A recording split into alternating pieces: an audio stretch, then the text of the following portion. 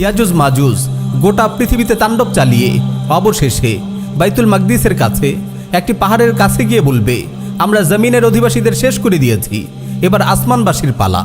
এই বলে তারা আসমানের দিকে তীর ছুটতে শুরু করবে।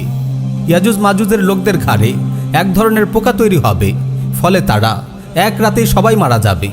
সকাল হলে দেখা যাবে গোটা পৃথিবীতে ছড়িয়ে ছিটিয়ে আছে তাদের লাশ। কিছুদিনের মধ্যেই পচাগলা লাশের দুর্গন্ধে পৃথিবী ভরে যাবে। ইন্নাল হামদুলিল্লাহ ওয়াসসালাতু ওয়াসসালামু আলা রাসূলিল্লাহ, আম্মা বাদ। কিয়ামতের অন্যতম বড় আলামত হলো ইয়াজুজ মাজুজের আবির্ভাব। ইয়াজুজ মাজুজ নিয়ে ছড়িয়ে আছে নানান বিভ্রান্তি ও কুসংস্কার। ইনশাআল্লাহ আজ আমরা কুরআনুল কারীম ও সহিহ হাদিসের আলোকে আলোচনা করব ইয়াজুজ ও মাজুজ নিয়ে। সেই সঙ্গে তাদের ব্যাপারে ছড়িয়ে থাকা বিভ্রান্তিগুলো সংক্ষেপে চিহ্নিত করার চেষ্টা করব ইনশাআল্লাহ। কারাই ইয়াজুজ মাজুজ? ইয়াজুজ ও মাজুজ মূলত মানব জাতির দুটি বিশাল সম্প্রদায়। ইমাম ইবনে কাসির রাহিমাহুল্লাহ বলেন, তারা মূলত নূহ আলাইহিস সালামের পুত্র ইয়াফিসের বংশধর। ইয়াজুজ ও মাজুজ সম্প্রদায় সংখ্যায় হবে অগণিত।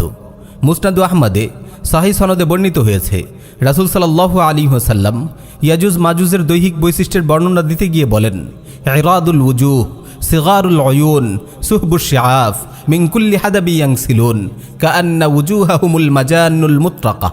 তাদের চেহারা প্রশস্ত হবে, চোখ ছোট ছোট হবে, চুল লাল কালো মেশানো হবে। তারা প্রতিটি উচ্চভূমি থেকে ছুটে আসবে। তাদের চেহারা দেখে মনে হবে যেন সুপরিসর বর্ম। বাদশাহ জুলকারনাইনের সময়কালে তারা বড়ই বিশৃঙ্খল ও বিপর্যয় সৃষ্টিকারী এক জাতি ছিল। তারা অন্যান্য সম্প্রদায়ের উপর ব্যাপক ধ্বংসযজ্ঞ ও লুটপাট চালাত। তাই মাজলুম জাতিগোষ্ঠীর লোকেরা বাদশাহ জুলকারনাইনের কাছে অনুরোধ করে তিনি যেন ইয়াজুজ ও মাজুজ এবং তাদের মাঝে একটি উঁচু প্রাচীর নির্মাণ করে দেন, যাতে ইয়াজুজ মাজুজ সেটি ডিঙিয়ে এসে আর তাদের উপর ধ্বংসযজ্ঞ চালাতে না পারে। প্রিয় ভাই ও বোন, এখন আমরা বাদশাহ জুলকারনাইনের নির্মিত সেই প্রাচীর নিয়ে সংক্ষেপে আলোচনা করব। জুলকারনাইনের প্রাচীর। বাদশাহ জুলকারনাইন ছিলেন একজন ন্যায়পরায়ণ মুসলিম বাদশাহ। অনেকেই তাকে সম্রাট আলেকজান্ডার ভেবে ভুল করেন। আলেকজান্ডার কাফির ছিল। তাছাড়া আলেকজান্ডার জুলকারনাইনেরও 2000 বছর পরের মানুষ। তাই কোরআনে বর্ণিত জুলকারনাইন আর আলেকজান্ডার কোনোভাবেই এক ব্যক্তি নয়। পবিত্র কোরআনুল কারীমে সূরা কাহফের 92 থেকে 97 নম্বর আয়াতে আল্লাহ তাআলা জুলকারনাইন ও ইয়াজুজ মাজুজের ইতিহাস বর্ণনা করেছেন। সংক্ষেপে ইতিহাসের সারমর্ম হল, বাদশাহ জুলকারনাইন একবার তার সৈন্যবাহিনী নিয়ে সফর করতে করতে দুটি বিশাল পাহাড়ের মধ্যবর্তী একটি জনপদে পৌঁছেন। অনেক মুফাসসিরদের মতে জায়গাটি তুর্ক অঞ্চলে, বর্তমান আর্মেনিয়া ও আজারবাইজানের কাছে কোথাও অবস্থিত। এই দুই পাহাড়ের মধ্যবর্তী কোনো গিরিপথ ধরে ইয়াজুজ মাজুজ সেই জনপদে হামলা করত এবং লুটতরাজ চালাত। বাদশাহ জুলকারনাইনের বিশাল সৈন্যবাহিনী এবং শক্তি ও পরাক্রম দেখে তারা তাকে অনুরোধ করে, আপনি ইয়াজুজ মাজুজের অত্যাচার থেকে আমাদের বাঁচান। আপনি তাদেরও আমাদের মাঝে একটি প্রাচীর নির্মাণ করে দিন, বিনিময়ে আমরা আপনাকে কর আদায় করব। কিন্তু মহান বাদশাহ জুলকারনাইন আল্লাহর সন্তুষ্টির জন্য কোনো ধরনের বিনিময় ছাড়াই তাদের জন্য একটি প্রাচীর নির্মাণের ঘোষণা দেন। তিনি উভয় পাহাড়ের মধ্যবর্তী ফাঁকা স্থানে লোহার পাত রেখে ফাঁকাটি বন্ধ করে দেন।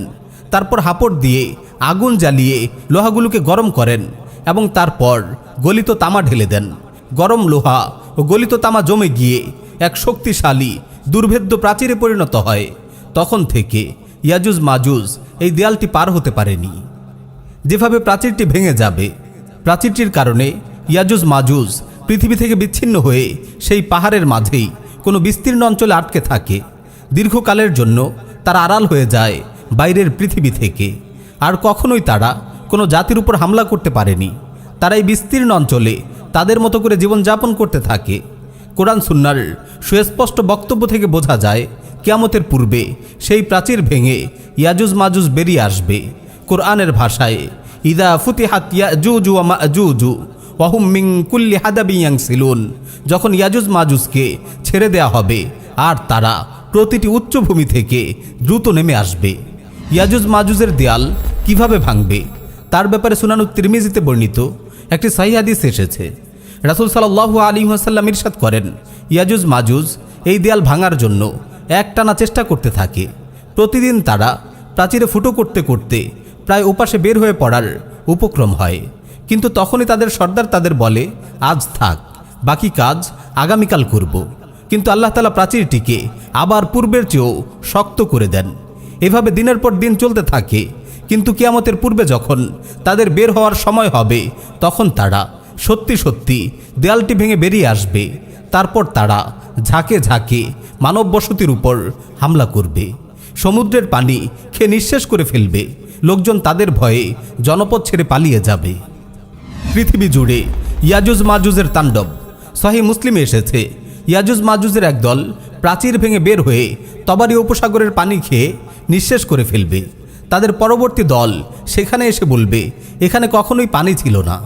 তবারি উপসাগর বর্তমান সি অফ গ্যালিলি বা গ্যালিলি সাগর নামে পরিচিত। এটি সিরিয়া, জর্ডান ও ইসরায়েল সীমান্তের কাছে, ইসরায়েলের উত্তর পূর্ব অংশে গোলান হাইটস এবং গালিলি অঞ্চলের মাঝখানে অবস্থিত। এটির দৈর্ঘ্য 23 কিলোমিটার এবং সর্বোচ্চ প্রশস্ত অংশটির প্রস্থ 13 কিলোমিটার আর গভীরতা 44 মিটারের বেশি নয়।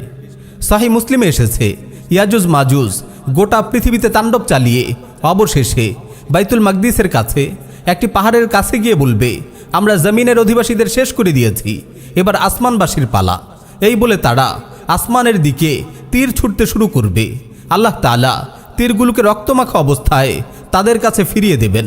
তখন তারা মনে করবে আসমানবাসীরাও সবাই মারা গিয়েছে। ইয়াজুজ মাজুজের ধ্বংস।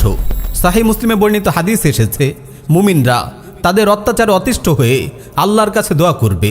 আল্লাহ তাআলা তাদের দোয়া কবুল করবেন। ইয়াজুজ মাজুজের লোকদের ঘাড়ে এক ধরনের পোকা তৈরি হবে, ফলে তারা এক রাতেই সবাই মারা যাবে। সকাল হলে দেখা যাবে গোটা পৃথিবীতে ছড়িয়ে ছিটিয়ে আছে তাদের লাশ। কিছুদিনের মধ্যেই পচাগলা লাশের দুর্গন্ধে পৃথিবী ভরে যাবে। পৃথিবী বসবাসের অনুপযুক্ত হয়ে পড়বে। তখন আল্লাহ তাআলা এক প্রকার পাখি প্রেরণ করবেন, ঝাঁকে ঝাঁকে তারা এসে লাশগুলোকে উঠিয়ে নিয়ে যাবে। তারপর প্রবল বৃষ্টিতে পৃথিবীকে ধুয়ে মুছে সাফ করে দেবে। আবার পরিষ্কার পরিচ্ছন্ন হয়ে উঠবে গোটা পৃথিবী।